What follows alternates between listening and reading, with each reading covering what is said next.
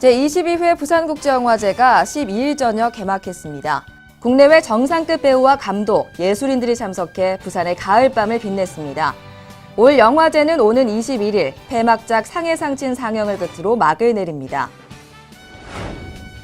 아세안 지역과의 교류와 협력을 위해 부산시가 다양한 노력을 기울입니다. 아세안 문화원을 개원한 데 이어 아세안 10개국 30여 명의 언론인들도 부산을 찾아 우호를 다졌습니다. 부산시가 2020년 국제물류협회 세계총회를 유치하는 데 성공했습니다.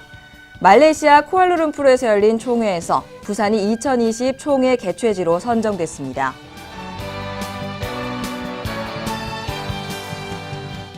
여러분 안녕하십니까? 다이내믹 부산 뉴스 이혜리입니다. 오늘 첫 소식입니다. 제22회 부산국제영화제가 12일 저녁 개막했습니다. 오는 21일까지 열흘간 영화의 바다를 항해합니다.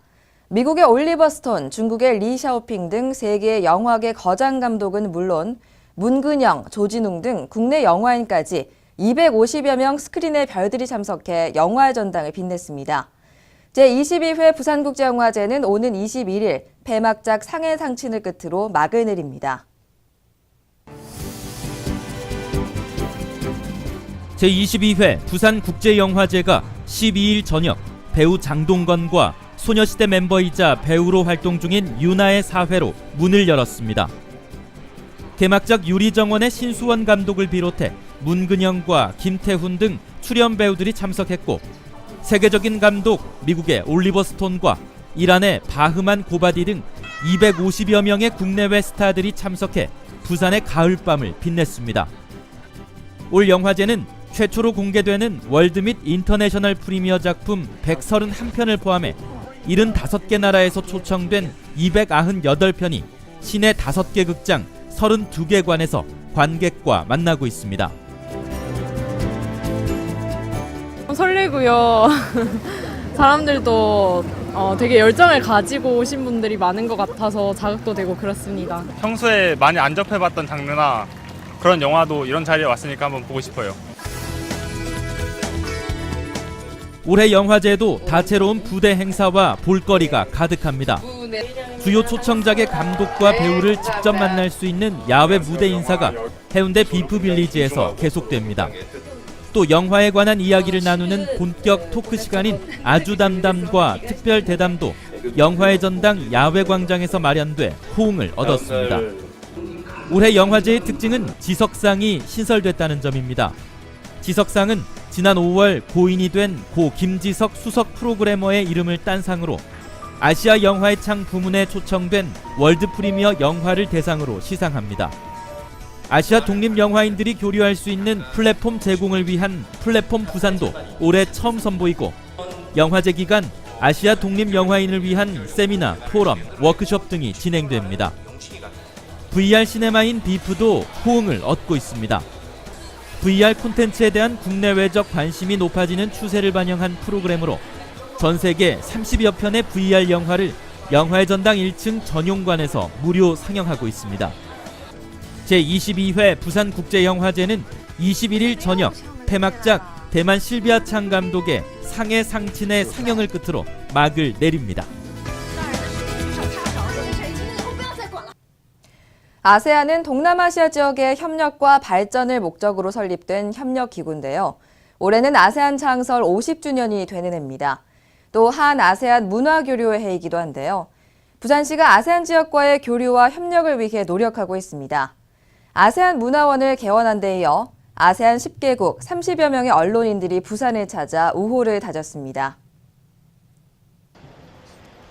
아세안 언론인 30여 명이 부산을 찾았습니다. 태국, 필리핀, 말레이시아 등 아세안 10개국 주요 신문사 혹은 방송사에 근무하는 현직 언론인들입니다. 이번 방문은 외교부가 주최하는 한아세안 언론인 교류 사업의 일환으로 추진되는 프로그램입니다. 아세안 언론과의 우호적 관계를 통해 한국을 홍보하고 다양한 방면에서 교류와 협력을 이어가기 위해 마련된 자리입니다. 부산은 이번 교류 사업의 첫 방문지입니다.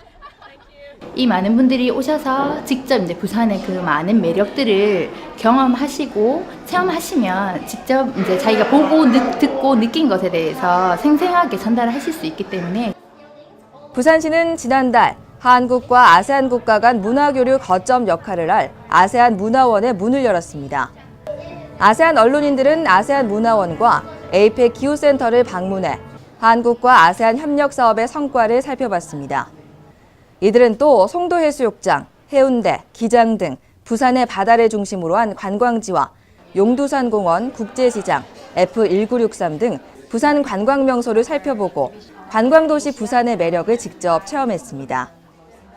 When I come back to Vietnam, I will tell, I have some news to tell about the Busan city with very typical nature. You know, I'm looking forward to work with Busan City, with our government. I do hope that you will give us more opportunity of visiting here and more invitations. And you also visit the Philippines so that we can work together.